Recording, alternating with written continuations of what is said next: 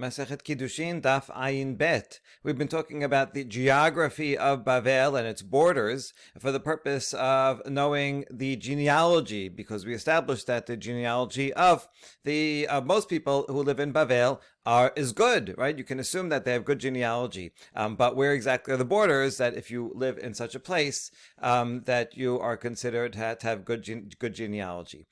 We continue this discussion. Amar Papa, kemachloket lechasin kach machloket linyan gitin. Papa says the disagreement regarding the border that we saw before between Rav and Shemuel has to do with lineage also applies to divorce. When someone brings a get from other countries to Eretz Yisrael, they have to say "Befanai nichtav u'befanai nichtam" to make sure it was written and signed properly for the sake of this particular woman. And in other countries, they may not know that. They may make a mistake. So he has to say, I was there, I saw it signed, and it was for this particular woman. However, if it comes from Bavel, they know this thing. So you don't have to say that statement if it comes from Bavel. So what is considered within Bavel? Well, the same definition that we have for Yochasin. And so whether you follow Rav or Shemuel, for the northern border, whatever you say regarding lineage will apply also to a get that comes from that place. Rav Yosef amar machloket yochasin aval gitin divra kod ad arba tinyana de gishra. Rav Yosef says no, the machloket is only regarding yochasin, but regarding a get, the place is until the second lake of the bridge, which is Shemuel's opinion. Amar Rami bar Abba havil yama techelta de Babel shunya vegubya techelta de Havel yama. So Rami bar Abba says that a place called Havel yama is techel, like the best, just like the chelet, shines out among all the white strings. So too, Havel Yama is the best of the best within Bavel, the good lineage there, and within that area, Shunya and Gubya are the best of the best of Havel Yama. So that's like the cream of the crop. If someone's from there, they're really careful and they have good lineage. Ravina Amad Afsosir Sisora. Ravina says also this place Sisora. Tanyana Mehachi. Hanan ben Pinchas Omer. Havel Yama Techelta de Babel. Shuna Vigubya Vesisora Techelta de Havel Yama. This statement by Amoraim is also backed up by a Baraita that says the very same thing. Amada Papa. Haveidana I Arbi Behu Kutae. The Papa says, yeah, that was back then, but nowadays Samaritans have joined in and married into them, and that's not good. Samaritans are not Jewish, and so their lineage is not so good anymore. Velahi, but then even a later voice of the stam of the Gemara says, what a Papa said is not true. Itetahu deba'a minayhu velayahabule. It is true that one time a Samaritan guy came and he wanted to marry one of the women that lived there, the Jewish woman, but the community did not let her. So they kicked out that Samaritan, and it was not a problem. So Rav Papa's statement was based on that incident, but actually that incident was not a problem, and so the lineage of the people there is very, very good. My Chavel Yama, where is Chavel Yama? Amar Rav Papa zo perat Bursi. Chavel Yama is the Euphrates near Bursi. Now we have a fun story. Hahu gavrad amar lehu ana min shot mishot. Some guy came and said, I'm from a place called Shot Mishot. Amad Rabbi Yitzchak napacha al raglav amar shot mishot ben harot omedet. Rabbi Yitzchak stands up on his feet and says, shot mishot, that's between the two rivers. So he says, oh, I know that place. I have something important to say about that. Everybody's like sitting around, like, oh, where is that? What's that place? Is it good? Is it bad? He says, yes. He's very adamant about this. He wants to make a stand about it. So yes, it's between the two rivers. Now, what does that mean? Is that good or bad? So what is between the two rivers? So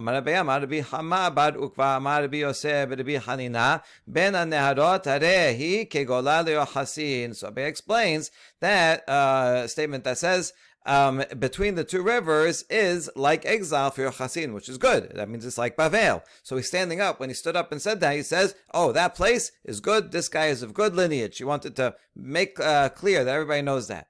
Now, where is this place exactly? I know it's between the two rivers, but how far north or south. Amar Rabbi Yochanan, Me'i dekira ula'el. It's from I dekira and northward of that spot. Veha Amar Rabbi Yochanan ad ma'abarta de Gizma. Hold on, Rabbi Yochanan said that the border is the crossing at Gizma, no further, and this is further north of that. Amar Abaye de Su'anafka. Abaye explains that there's a strip that extends past that spot and goes further up, and that spot also is okay.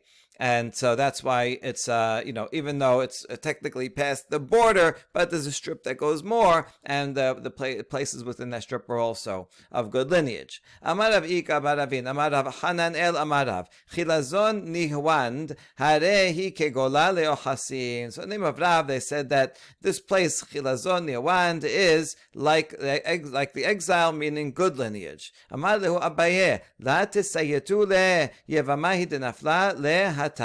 But Abaye says, do not believe this tradition of Rav Ika. Not Rav Ika, but Ravin. He said it in the name of Rav. He said it in the name of Rav Hananel, who said it in the name of Rav. But Abaye says, don't trust the statement, the tradition that Rav Ika is telling you. Why? Because he said it for his own self-interest. This is a very strong accusation that there was a Yevama that fell to Rav Ika who was there, and Rav Ika wanted to marry her. So his brother died without children, and that brother's who died, his wife, is from this place, Chilazon Nivand, and he wanted to marry her, and that's why he's saying it's permitted. But actually, Rav Ika, he's accusing Rav Ika of making up this tradition, and Rav never said anything like that. Amar le atudidi. Rav Ika says, you think I made it up? To Rav Hananel, I didn't make it up. I heard it from Rav Hananel. Azil shailuha le Rav Hananel. And so they went and asked Rav Hananel, did you really say this? Amar lehu hachi amar Rav chilazon nivand harehi kegola liochasin. He said, yes, indeed, that place is like Gola and it's good lineage. So this was a false accusation. Upeliga to be Abba Bar Kahana. However, it is maybe this is why it was so contentious, because this does disagree with what Rabbi Abba Bar Kahana said. Amar Rabbi Abba Bar Kahana madite vayanchem b'lach B'chabor, Nahar Gozan, Ve'are Madai, referring to the 10 tribes of the north that got sent to many places, and they don't have good lineage. And so it mentions all these cities. Now, where are these? Halach zo Chilazon, Chabor zo Hadyab, Nehar Gozan zo Ginzak, Are Madai zo Hamdan ve'Chabroteha. And so one of them is this Chilazon. And you see that these are negative places and are not good. V'amrila zo Nihavand ve'Chabroteha. And the last one, some say it's Hamdan and Chabroteha. Others say it's Nihavand and Chabroteha. So we see that here both Chilazon and Nihavand are in the negative category. So you see that this tradition argues with the previous one that said it was good. Now, my v'chabroteha, where are these places? And you say Nihavand and its surroundings. Amar Shemuel kerach mushche hoske ve'rumke. Shemuel said it's talking about these places here. We're interested in the mushche one. It's part of Nihavand and its surrounding areas, which are therefore not good according to this tradition. Amar Rabbi Yochanan v'cholam lifsul, and Rabbi Yochanan says yes, these are all bad places. Now, kasal kadate mushche hainu mushkaneh. Right now, we're assuming that when it says mushche, that's the same thing as mushkaneh. But this is a problem. V'amar Rabbi Chia bar Abi namar Shemuel mushkaneh hirihi kegola liochasin. In the name of Shemuel, they said that mushkaneh is good place, and here Shemuel identified one of the bad places of Nihavand and Chavroteha as mushche. So this over here, Shemuel says it's not good. Over here, Shemuel says it's good. Ela mushche lechud mushkaneh lechud. Oh, now we see that actually these places sound the same, but they're actually different places, and mushche is not a good place, lineage is bad, whereas in mushkaneh, the lineage is good. Utalat ila'ayin befumaha ben shina. Now, in Daniel, talks about the various kingdoms that will arise and be over Israel, and one of them is a bear, and the bear is described that it has 3 ribs in its mouth between its teeth. So we're going to want to know why, and this relates to these places. So we're going to know why is it described in that way. What are the three ribs in the mouth of the bear? It's these places that we just mentioned. One of them, chilazon hajab nesibin shepamim bolatan upamim polatan. That sometimes the bear swallows it and sometimes it spits it out. The bear represents the Persians, and sometimes the Persian Empire grabs on to these cities and brings them into the Persian Empire, but they're right on the border between Persia and Rome. And so Rome would constantly push back and make war in those places and take those cities back. So Persia had to discharge them, and there was constant wars between the Rome and Persia, and these would be right on the border, and so that's what it represents. Now, the beginning of the pasuk that we just quoted introduces the bear as saying that there was a second beast and it looked like a bear. Now, so this is Persia. Why? Taned of Yosef elu parsiyim shochlin v'shotin kedob u'mesur balin kedob u'megadelin se'ar kedob ve'en lahem menucha kedob. The Persians, they eat and drink a lot like a bear do. They're fat like bears. They're hairy like bears, and they have no rest like bears. Bears are constantly moving. They don't rest. And that's the Persians also, always on the move, always active. Rabbi Ameh, ki hava hazeh parsa deracheb amar, hainu duba naida. When Rabbi Ameh saw a Persian riding on an animal, he would say, that's a bear on the move. Amar le Rabbi Levi, had any parsiyim, amar le domim l'chayalot shel bet David. Rabbi Levi says, describe to me, what does a Persian look like? He said, they look like the soldiers of the house of David, who were known to be very mighty and strong. That's the Persians. The Chabarin were the Zoroastrian priests. That was the dominant religion in Persia. And he says they look like angels of destruction. These priests, they were up to no good. They would often bother the Jews. They believed that the earth is holy and you can't bury dead in the earth. And so they would go around and they would dig up Jewish graves and bother the Jews in other ways. So they're always destroying. Had any Ishmaelim, show me the Ishmaelim, the Arab nomadic tribes. Domin l'Se'idim shel bet hakiseh. They're like demons in the outhouse. They go to the outhouse. It's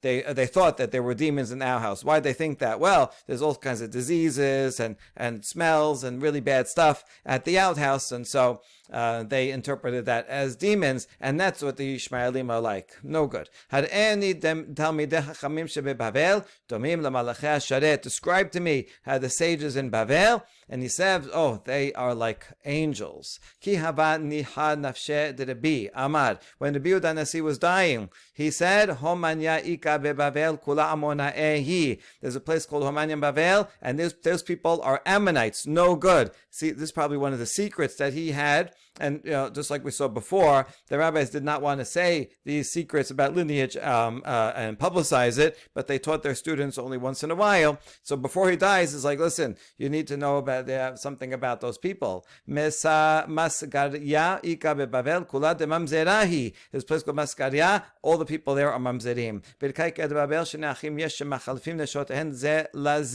There's Birka.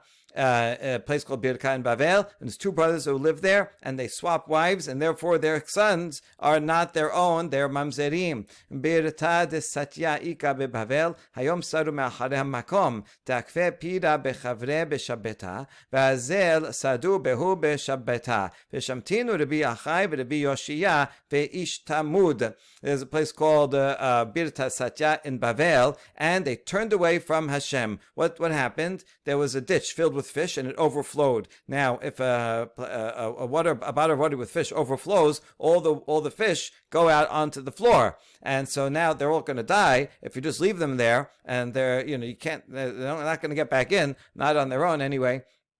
So they're all going to die. This is a good opportunity for everybody to come and take the fish and take them home so they could eat them. So everybody would go and catch the fish, and the people, but it was Shabbat, so the people went and they trapped the fish, which is against Shabbat, even though it's easy catch and it's free dinner, but still it's not permitted. They went and did that, and Rabbi Achai put them into excommunicated them, and they all became apostates. They were not so Shomer Shabbat in the first place, and then he kicked them out of the community, and they left the religion. And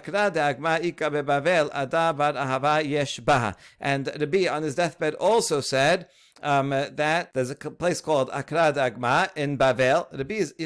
He's in Israel, but he's letting them know, listen, there's an important thing going on in Bavel. He is able to know this. And Ada bar Ahava is there. Hayom Yoshe Becheko Shel Avraham, who is sitting in the lap of Abraham, meaning he's getting a Brit Milah. That means he was 8 days old, so he's eventually going to become a great rabbi. Ada bar Ahava. He's letting you know, listen, there's a great rabbi that just got his Brit Milah today. He's not a great rabbi yet. He's going to grow up to be one. Hayom Nolad Rav Yehuda beBavel, and furthermore, Rav Yehuda, who we saw a few times already, Rav Yehuda bar Chizkel, greatest sage of the second generation of Amoraim, a student of Rav and Shemuel. He was born today, same day that Rabbi Yehuda Nasi died. Rav was born in Bavel, and so Rabbi says all these things prophetically on his deathbed. Damar Mor, Keshemet Rabbi Akiva Nolad Rabbi, Keshemet Rabbi Nolad Rav Yehuda, Keshemet Rav Yehuda Nolad Rava, Keshemet Rava Nolad Rav Asher, Lelam Betcha She'en Sadik Niftar Min HaOlam, Ash Nivra Sadik Kimoto Shnema Vezarach HaShemesh Uba HaShemesh. As the master said, when Rabbi Akiva died, Rabbi Yehuda Nasi was born. Now that skips a generation. Rabbi Akiva is third generation, Rabbi is fifth. Right, but we're not. But the generations follow master and student, which the student has to be already, at least a teenager, 20s and 30s, and learn from the master. So here we're skipping a generation because it's the day of death to the day of birth of the next one. But the point is that the world will not be without a great sage at any time, and so as soon as the greatest of his generation, Rabbi Akiva, dies, Rabbi Yehuda Nasi is born. When he died, Rav Yehuda was born, and when Rav Yehuda died, Rava was born, and when Rava died, Rav Asher was born. That again skips a generation. of us fourth, and Rav Asher's sixth generation. And this teaches us that a Sadiq doesn't die from the world unless and until another Sadiq is created, is born with the same stature. As it says, the sun rises and the sun sets. First, a new sun will rise, a new Sadiq will rise, and only then the previous Sadiq will die. So the very day before the bee died, that's Rav Yehuda was born, and so on for the rest. עד שלא כבתה שמשו של עלי, זרחה שמשו של שמואל רמתי שנאמר, ונר אלוהים טרם יכבה, ושמואל שוכב. Another example is, before the light, the sun of Eli, the sun, S-U-N, the shining of Eli went out, the shining of Shemuel came up. That's the sun rising. As it says, that the light of Hashem, referring metaphorically to the prophecy and leadership in the world, before Eli's went out, Shemuel was already there, and he was lying in the temple, and he heard prophecy, and so Shemuel was on the rise. Siva Adonai leYaakov sevivav sarav. We're going pasuk in Echa that says Hashem commanded that Yaakov will have enemies all around him. Relevant for our days, we see Israel coming under attack from all different directions. So there you go. This is described in Echa as well. Rav Yehuda Amar Kegon Homanya Lefum Nahara. So Rav Yehuda says, for example, Homanya, that's close to Pum Nahara, a Jewish city. Pum Nahara is a Jewish city. But Homanya is enemies. This refers back to what we said before, that Homanya is Ammon, that the people in Homanya are Ammonites, they're no good. That's what we started this with. The Rabbi's first thing on his deathbed said Homanya is, the people in Homanya are Ammonites. So Rav Yehuda brings a source for it in this pasuk. Vahikin nabi'i Pelatiah ben Benayahu met va'ipol al panai va'izak kol gadol va'amar aha Adonai Elohim. Now we're going to begin a long discussion of who this Pelatiah fellow is. This is going to be related to a statement of Shemuel that we saw earlier. Shemuel said that Mushkani is a good place, the people have good lineage there. All right, how does this relate to Mushkani? You'll see as we go along. So this is from Yechezkel, who a few years before the destruction of the Bet HaMikdash has a prophecy, and in the prophecy he sees that Pelatiah ben Benaiah, this guy, died. And Yechezkel falls on his face and cries out, woe, O Hashem. So he seems to be upset that this guy, Pelatiah ben Benaiah, died. Now the question is, who is he, and why is Yechezkel upset? There's two opinions. Rav Shmuel, Hadamar leTova v'Hadamar leRa'a. Rav and Shmuel, we don't know which is which. We're going to try to figure out which one is which. But one of them said that Pelatiah was a good guy, and that's why he's crying, because he died early. And the other said Pelatiah was a bad guy, and Yechezkel's crying that he had a peaceful death. He should have had a more violent death and be punished. Okay, the opinion that said Pelatiah was a good guy and Yechezkel was sad because he died. It's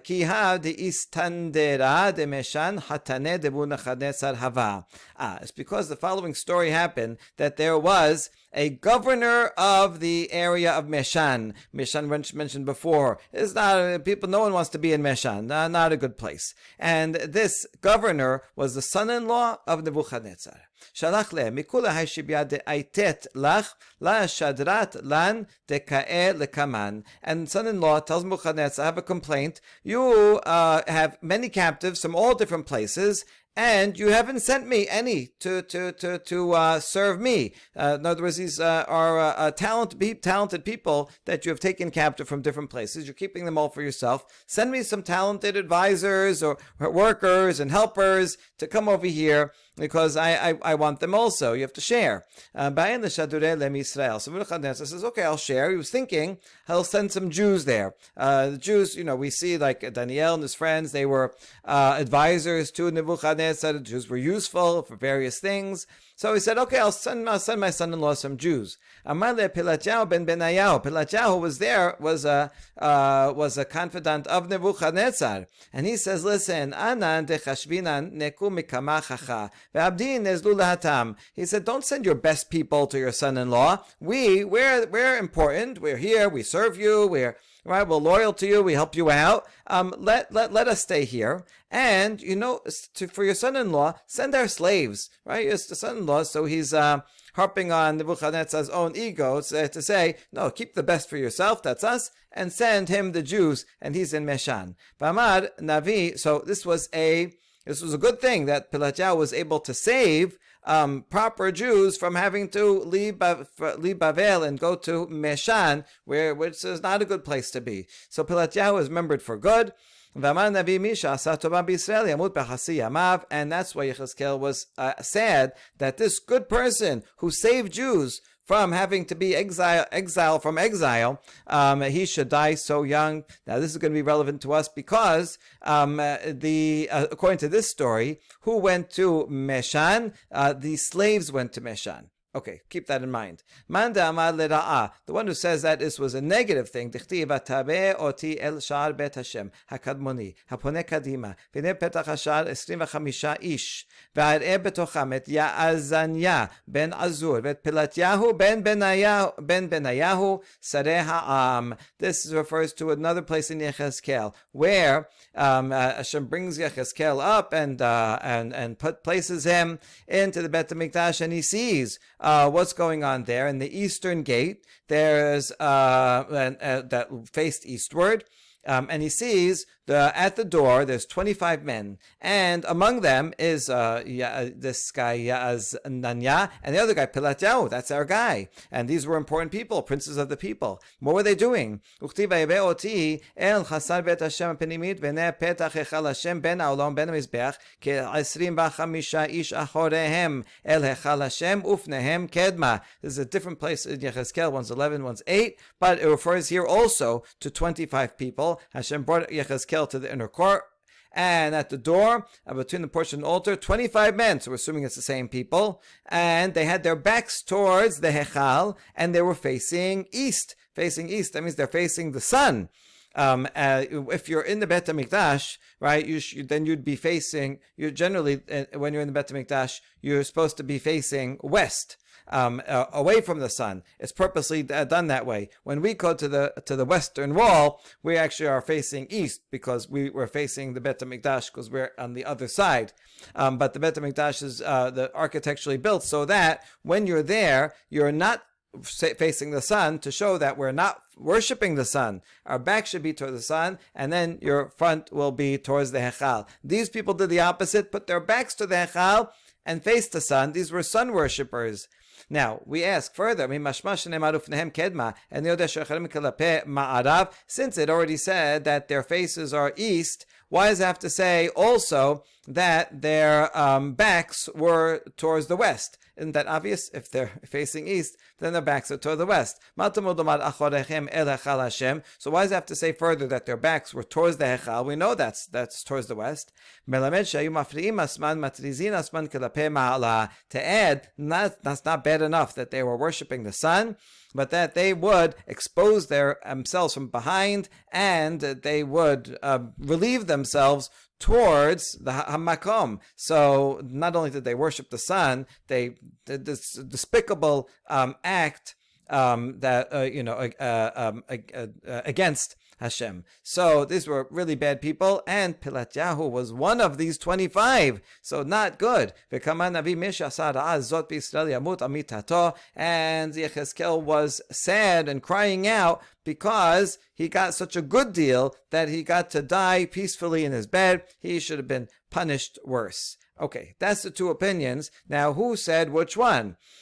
תסתיים דשמואל דאמר לרעד, אמר רבי חייא בר אבין, אמר שמואל, מושכנה הרי היא כגולה ליוחסים, מישון לא חשו לה, לא משום עבדות ולא משום ממזרות, אלא כהנים שהיו בה לא הקפידו על הגירושות. It must be that Shemuel's the one that said that Pelatiah was a bad guy, that he was turning his back towards the Hechal. Shemuel thinks that one is the correct one, and not the first one, that Pelatiah was a good guy and sent slaves to Mishon. Why? Because here's what Shemuel said.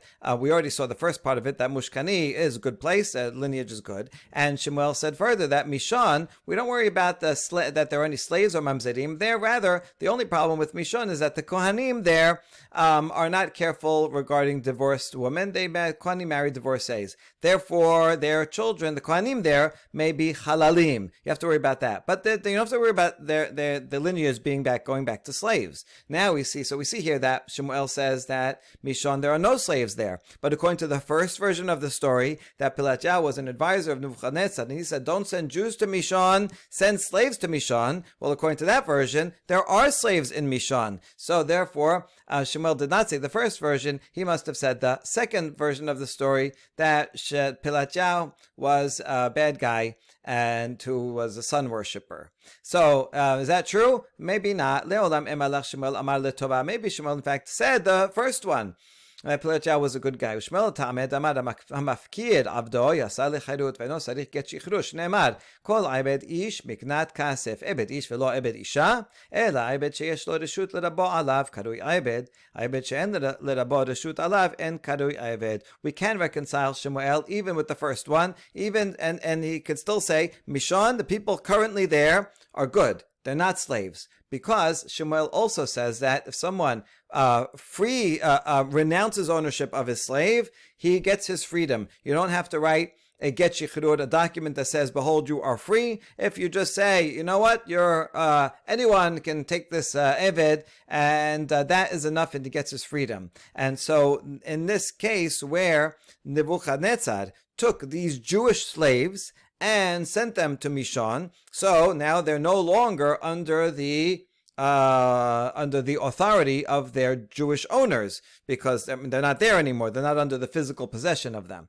Now, how does Shemuel know that hefked is the same as legal freedom for the slaves? Because the pasuk, this is regarding Korban Pesach, that you can only have Korban Pesach if your slaves are circumcised. And there it says, Eved Ish, miknat kasef. Now, why does it have to say a slave of a man, not the slave of a woman? The same would be true if a woman owns a slave. Rather, it means a slave that the owner has control over him. That's called an Eved. But if the owner has no control over him, then that's not called an Eved. And so even though a person who renounces ownership over a slave might technically did not free the slave, but now the slave is running around. He has no authority, no possession of him. Same thing here when Nebuchadnezzar sent these slaves to Mishan. By sending them there, these slaves no longer were under the possession and authority. The owners could not control them anymore, and therefore they gained their legal freedom as well.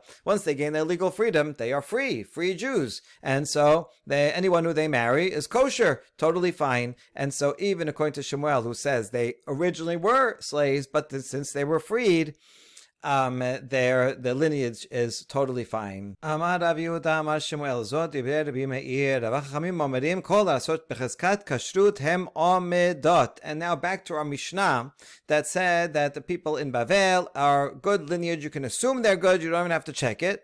Shemuel says something very important, that this Mishnah is only the minority opinion of Rabbi Meir. However, the majority opinion of Chachamim says that the people, Jews, in all lands, you can assume that they are kosher, unless you hear specifically otherwise. This is a huge leniency, right? Standard Jew, you go find someone, and you don't know anything otherwise about them, you can assume hazakah, that the family is kosher. Amemad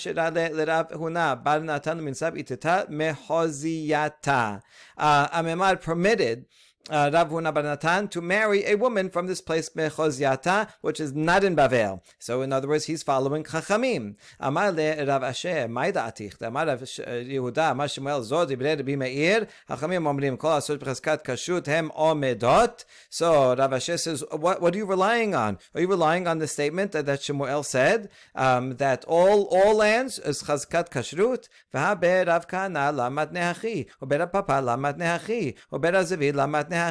These three Batei Midrash, right? That of Rav Kana and of Rav Papa and of Zevid, they do not say so. They do not agree with this, and they say no. The halacha is that only Bavel has a good status, nowhere else. Afilu hachi laki belamine mishum deshmi ale merav Zevid nehar da'a. Even nevertheless, Amemar did not accept this criticism because he heard this tradition in the name of Rav Yehuda, in the name of Shemuel, from Rav Zevid of Nehar Da'ah. Shemuel's from Nehar Da'ah. He's Rosh Yeshiva Nehar Da'ah. And so he trusted the tradition from Rav Zevid of Nehar Da'ah more than, this is a different Rav Zevid, all these other ones. And so he permitted someone not from Bavel without needing to check them. Tenor banan, mamzereun tine teorim le'atid labod Rabbi Yosef, Rabbi Meir omer, and tehorin. So you see Rabbi Meir, who is stringent here, who says only Bavel is okay, is going to be stringent also in this machloket.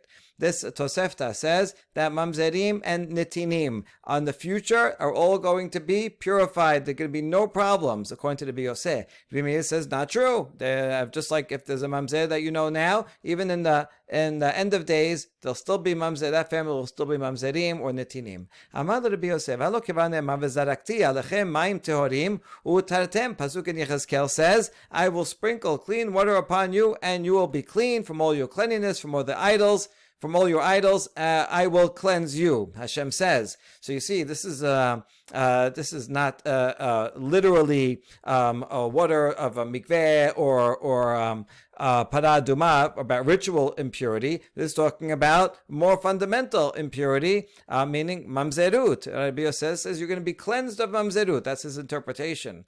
No, Rabbi Meir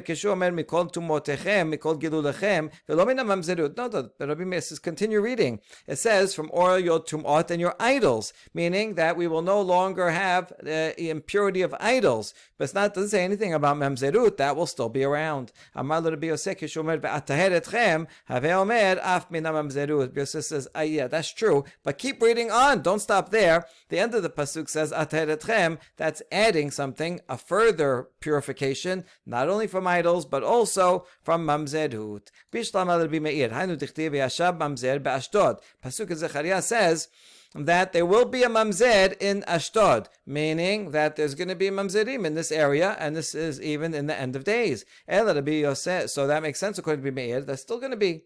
Ela Rabbi Yosef, mai v'yashav mamzer ba'Ashdod. According to Rabbi Yosef, why would there still be a mamzer? You said they're all going to be purified. Kinder b'tergem Rav Yosef yetzvun bet Yisrael l'ro Hasan be'ad Ahon tavu damu ba lenuchra'in. Rav Yosef explained it in a non-literal way that the Jewish people will dwell in tranquility in their land, and it will be like there will be in tranquility. And formerly, these Jews who are now at peace were like nochrim, were like strangers. Reading mamzer, not as typical mamzer, but rather me'am zar, v'yashav me'am zar, Jews that were in other lands and had no peace and were persecuted.